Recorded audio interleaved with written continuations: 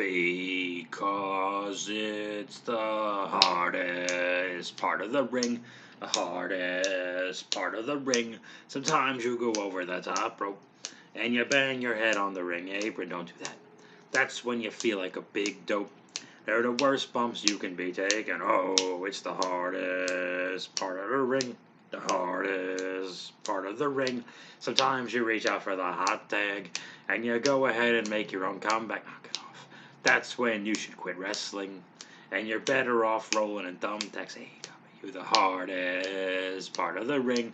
The hardest part of the ring. Sometimes you're distracting the referee and the babyface has your wrestler pinned.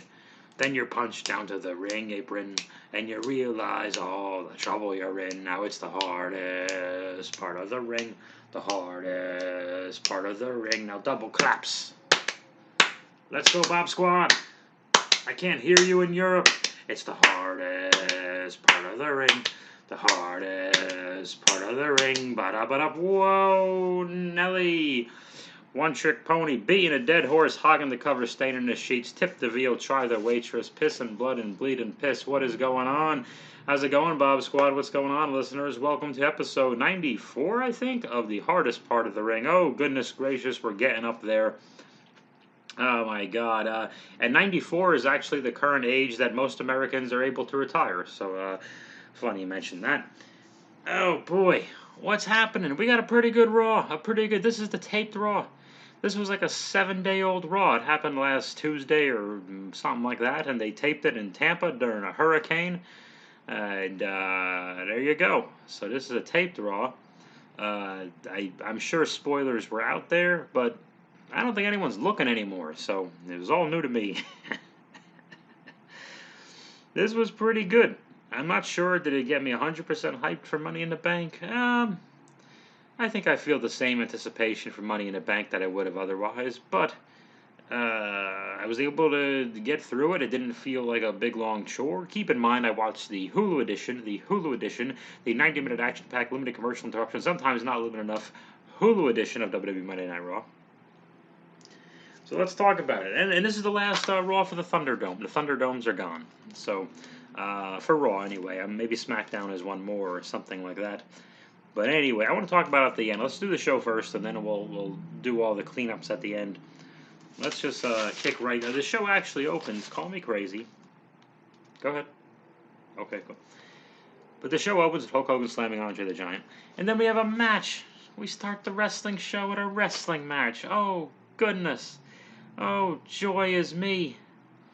Young Bobby H is frolicking in the breeze, dancing through the dandelions, naked as a jaybird. Because we start and that was like an hour ago. We start the show with Xavier Woods from the New Day. Of course, his partner Kofi will be challenging Bobby Lashley this Sunday at Money in the Bank in Dallas. Woods versus the champion Bobby Lashley. Lashley overpowers Woods. Gorilla slams him here. Gorilla slams him there. Drops his face on a barricade and the steps. And he's looking at Kofi the whole time. Man, this is what I'm going to do to you because I'm a big wrestling guy. And that makes perfect sense. And Lashley's getting a little too cocky. And sure enough, an inside cradle. Xavier Woods hooks the big champion for the 1, 2, 3. The match gets 64,179 stars. Do not question the system. I don't have time. It's very complex. I don't have time to explain my star rating system. But this was unexpected. I did not think this was going to happen. I kind of figured, okay, this is predictable. Lashley's going to beat on Woods. He defeats Woods very soundly, and then Kofi is worried about what's going to happen to him at Money in the Bank. Nope. We do something different here. So Woods gets the Duke. So both Xavier Woods and Kofi Kingston have pinned Bobby Lashley as he was champion. How about that? I think Drew pinned him once in a tag match of some kind. Let me get some water. I'm a little dehydrated. I got my ass up at 5 in the morning to go to the DMV, the Department of Motor Vehicles, if you're not from America. That's a fun time. I have to go back tomorrow. Fixing my my transfer from my New York license to my California license and my New Jersey registration to a California registration. And hey, It's as easy and fun as it sounds. Then I had to get my smog checked. They just stuck a hose up my ass for 20 minutes. That they did not. Okay. MVP is backstage talking to the Irish guy, and the Irish guy says, "How do you feel?" Lashley left the building like he's Elvis or something, and MVP says it's not a big deal. Then a blonde lady is talking to the New Day, and New Day is happy that they won the match instead of being sad that they lost it because they won it. Then we recap Jinder Mahal and his two big friends stealing Drew McIntyre's sword. And Alexa does a very brief Alexa's Playground with Eva and Dewdrop. And Eva Marie is so terrible and unconvincing. Dewdrop, Piper Niven, I guess, I don't know. I'll have to call her Dewdrop for this. God, I feel really silly saying that name. But then again, look what we're talking about here.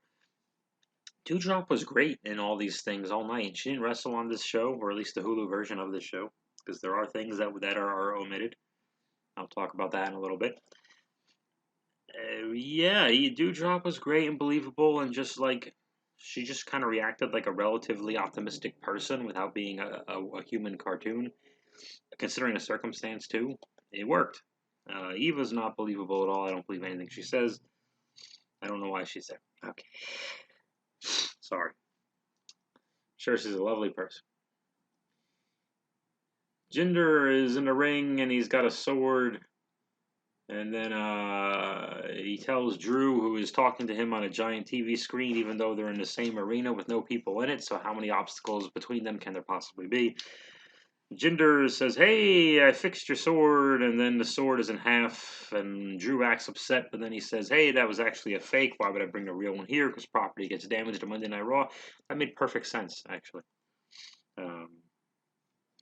Either way, why is he allowed to travel with a sword?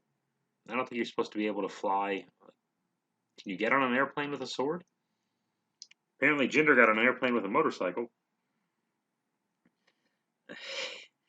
So Drew says, "Hey, I am Scottish," and he destroys Jinder's motorcycle for trying to destroy a precious family heirloom of Drew McIntyre's.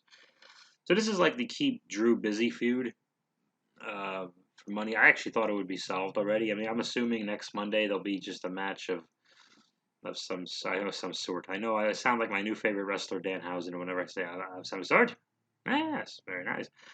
But I imagine there will be a Drew Jinder match, some kind of no DQ sword versus motorcycle stip or just some kind of no rules thing, and then the big guys will get involved, and maybe the Vikings will fight with the big guys after Omos and AJ beat them or something like that. There'll be a 6-man. They'll just do the match over and over. So Drew rips this. Actually, this is kind of fun. I usually don't like these stupid vehicle things because they were awesome in the Attitude Era, and we all love them. We all love our Zamboni and our beer truck and our milk truck and our Corvette with the cement kicking the stuff out and all that stuff. I just don't feel it. I just felt it got done to death already at that time, and it's just never picked up steam again. So we have this motor. So they had a motorcycle for some reason. They clearly had a motorcycle and needed to do something with it. It's like they have a prop, and the prop needs a story instead of the story needing a prop. So they just have this giant prop, this giant expensive prop that they have to do something with, for whatever reason, and it feels very inserted. That's what happened to me during my smog check. Alrighty, what happened? What happened to you, Bob? You were a person once. There is a 4-way women's match for no reason whatsoever, except 4 of them are in the Money in the Bank women's match coming up. But then why are the 4 of them wrestling for supremacy going into a match where they're all going to be versus each other anyway? I don't really understand. They have nothing to do. Is Nikki Ash, Asuka, Alexa Bliss, and Naomi versus each other. A couple of things. This is very long. This is a really long match. It's 6 days long, and they're fighting for nothing.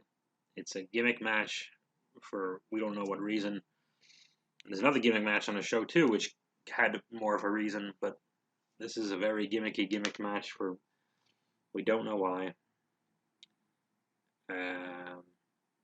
Eva Marie and Doudrop reappear. This time they got their eyeball on Alexa, so it looks like the Shayna thing with Alexa is we're just going to leave it, and Alexa has moved on to the Eva Doudrop thing, where Doudrop and Alexa exchange friendly waves. Alexa screams at Eva, which scares Eva. Doudrop picks up Alexa Bliss and tosses her over the barricade. And then she has disappeared, and Eva's yelling at Doudrop, where did she go? And she just vanished. Alexa Bliss vanished from the match. And then so did Eva and Doudrop. We go to a break. We come back. Remember, this is 6 days long. And somebody won this. One of them pinned Asuka. I think Nikki Ash pinned Asuka. It wasn't Naomi. It wasn't Alexa. Yeah, Nikki Ash won this, I guess. I remember Asuka losing, and well, there you go. Did she? Did Alexa come back in and win? I watched this 2 hours ago. Somebody pinned Asuka. It wasn't Naomi winning. I'd remember that because that never happened. So either Nikki or Alexa pinned Asuka. I'm pretty sure it was Nikki. Probably a wacky roll up of something, I guess. I don't know. Ricochet is backstage, and so is Riddle, and Riddle's foot is still hurt.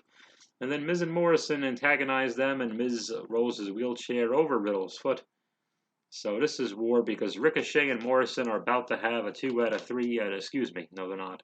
They're about to have a Falls Count Anywhere match in a Thunderdome where the TVs and computers prevent them from really going anywhere anyway. Okay, but I mean, I understand. I'm nitpicking here because the gimmick made some sense with their feud. Okay, the double count out, then Ricochet gets counted out thanks to Miz's interference or whatever. Like, okay, so now there's no count out, so let's just settle it. Okie dokie, fair enough. I'll take it. Of these 3 matches, this is the only one that has made Hulu. And when the match doesn't make Hulu, obviously the segments going into them don't make Hulu either. So the first time Ricochet did the big springboard, and then what Morrison sitting on the barricade, that never made it. Whatever they did last week with the wheelchair, kind of getting in the way. I don't know if that quite came out as they wanted it to, but whatever. That never made Hulu either. So if you only watch on Hulu and you don't really pay much attention otherwise, you have no idea why these two are having a wacky gimmick match. With that said, usually I would kind of shit all over the crazy match with all the crazy dive spots that's forgettable for no real reason on free TV, and I'm still correct to do that. This one will be a bit more memorable than it should be, though. It was exceptionally good. This match was really about Ricochet, which is fine. Morrison does not need the win. First of all, he's a heel. Heels lose. Morrison doesn't need the win because Morrison has a gimmick. Ricochet needs the win. I like that he's not dressing like Nikki Ash. He used to. 2 years ago, he was dressing like Nikki Ash is now without the eye mask thing, pretty much.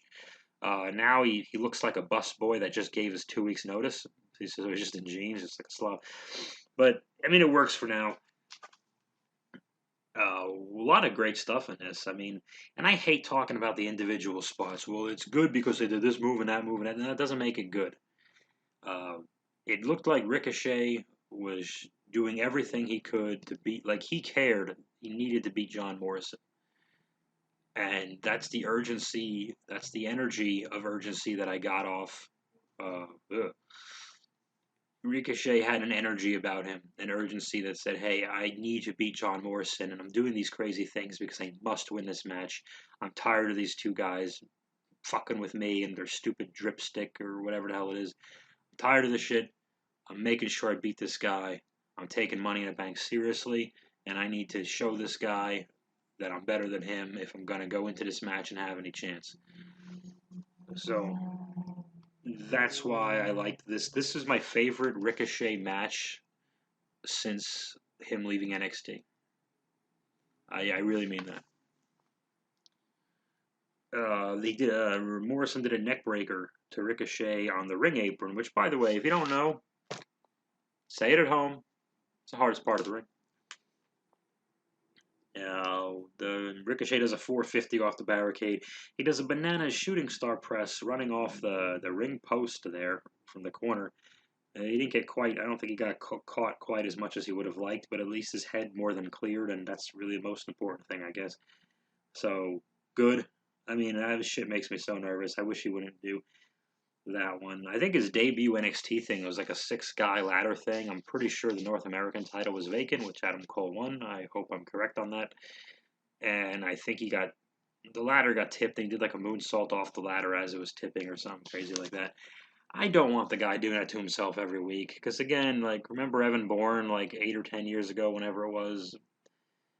It was great for like a week or so, and then, oh, that's what he does, so he just better do it, and we'll just applaud as if somebody else did their finisher. You know what I mean? Because that's what he does, so we just expect him to do it. I really hope Ricochet doesn't give too much of that shit away. Most importantly, I don't want the guy getting fucking hurt. That's what I want. I want the guy to be healthy. He's likable. He's not a great talker, but some of these not great talkers are really okay if you just let them talk for 10, 20, 30 seconds, and it's not that bad. Well, why expose their weaknesses? Uh, This was a little predictable but fun. Ricochet was going to do a dive over the ropes, and the ring apron is the hardest part of the ring. But then Miz wheels in the way, and of course, I mean, we've already seen that Ricochet he could clear 3 Mizes, let alone one in a wheelchair. And Ricochet does the flip over the Miz onto Morrison. Riddle arrives on the scooter. This is fun. I usually hate this stuff, but it makes sense for Riddle. He pulls Miz down on the floor, and Miz is stuck like a turtle, and Riddle's kind of on the floor next to him like a turtle, mocking him. It works if Riddle does it. It doesn't work when they make like a Drew McIntyre do it. But um, this must have happened during the break. A ladder is suddenly there. Why would a ladder be there? Yes, I know they're fighting in a 6-man, 8-man, whatever ladder match. That's the TV reason that the ladder is there. But logically, in this fight, what would the ladder need to be there for? It's a Falls Count Anywhere match. Why was it around? Why is it bridged on the announcer table, and the ring apron is the hardest part of the ring? But be that as it may, Ricochet jumps off the top rope and does a move to Morrison that you would do at that pay-per-view, killing you both and taking you out of the match. A splash onto Morrison, which breaks the ladder, and there's a 1-2-3 on the outside. 3 feet away from the ring for this Falls Count Anywhere match. But still, I mean, obviously it was a show stealer. Thankfully, you won't have to hear me or anyone else say a live crowd would have gone nuts for it anymore. We're done with this. So maybe there was an overall feel of, hey, this is happy because we're done with it among the show. An Irish guy is talking to Drew McIntyre, and Drew McIntyre tells the Irish guy that Drew, is Scottish. Scottish. I am Scottish. So that's what that interview was. And Irish guys like Irish, and the Jews like, well, Scottish, and I go Irish, and then Scottish, and then we go to break. For some reason, I don't know why, I wrote down the entire Money in the Bank card. Kofi and Bobby, Roman and Edge, women's ladder thing, men's ladder thing, Vikings versus AJ and Omos for the Raw tags, Rhea versus Charlotte, and I think it's Bianca versus Carmella because Bayley is injured, which really, really sucks for everybody. Sucks for Bayley, sucks for SmackDown, not just the SmackDown women. It sucks for the SmackDown show that Bayley is hurt. So I know they got Sloppy Blackheart and Tegan Knox, and Toni Storm's on her way, which is great. But the audience doesn't know who Toni Storm is yet, so it's not like, oof. The Carmella of 3 years ago needs to run her mouth and let them know what's up. That's my opinion. That Carmella needs to run her mouth and wake things up. Is the only thing I could suggest. And maybe SummerSlam put Carmella over Bianca. Sorry, Bianca. I love Bianca, but we need some heat. Damn it! Without Bayley, we need some heat. Rhea Ripley versus Natalya for some reason, but this was really good. This was really, really good. This match, my phone is buzzing and staring at me. I don't want to answer. Here's the thing. I'm supposed to, when you're applying to a bunch of jobs, you want to answer your phone the second it rings. However, for some reason, when you're applying to jobs, that's when every scammer in the world calls you with an automated message about your car insurance, your social security, this, and this. And you end up answering it and getting all excited, and your heart flutters for a second, like, oh my God, finally, I got work, and then scam, and you just get pissed off. So I just let it buzz. And even if there is a voicemail, if there's no voicemail, it's definitely a scam. And if there is a voicemail, it's 50% going to be a scam. So I'm not getting too excited. If it's a job offer, then what's going to happen is they're going to leave me a voicemail and I can deal with it in a couple of minutes. Why go through that on there? Why am I telling you this, guys? I thought I'd share. I'm just sharing. I just want to share. We all want to feel like we belong, don't we? What are we talking about? Yeah, I think Carmella stepping up and playing with some new talent. I don't know if Tony's going to be a heel or face. Doesn't really matter yet. Well, if Tegan and Blackheart just is a plane flying overhead, it's a Cobra Rattler. Thanks to both of you who got that.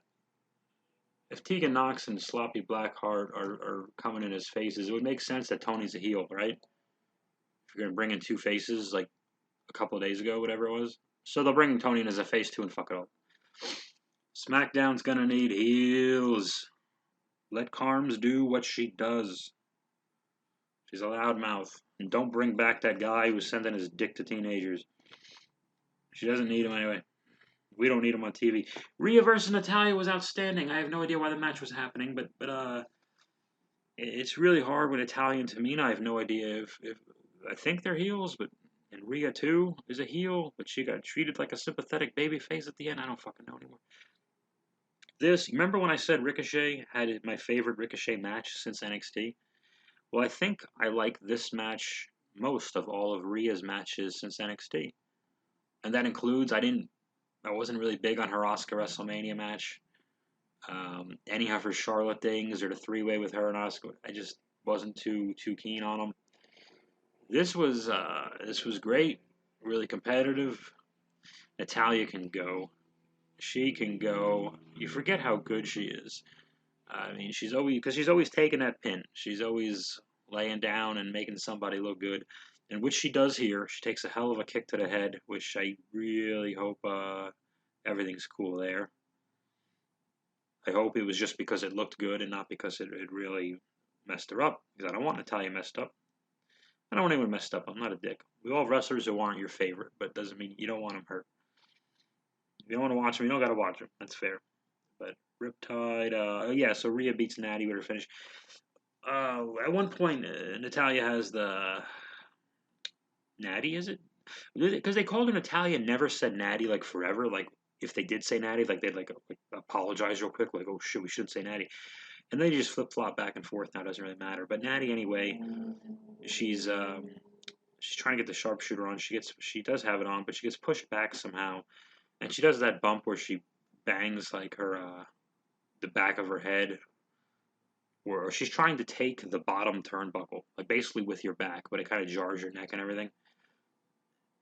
And she looks like she took it as square as you possibly can, but goddamn, I hate those things. Nobody needs to be taken. Maybe whiplash your back of your skull against the turnbuckle bumps. We don't need to be doing any of this. Whether it's those big buckle bombs that Seth used to do. And I'm not getting on Seth's case because people are blaming him because of Sting or even Finn Balor's injury that one time. I don't know. Listen, you don't really know unless you're one of the two people in there. So what I'm saying is we don't need to be taking too much awkward shit against the buckles. Natalya's so talented. She could have taken that bump right in the middle of the ring, which is nowhere near the hardest part of the ring, and it would have been the same meaning and safer. I don't know. I'm in a protective mood today, folks. Riptide is the finisher for Rhea. Rhea beats Natalya 1, 2, 3.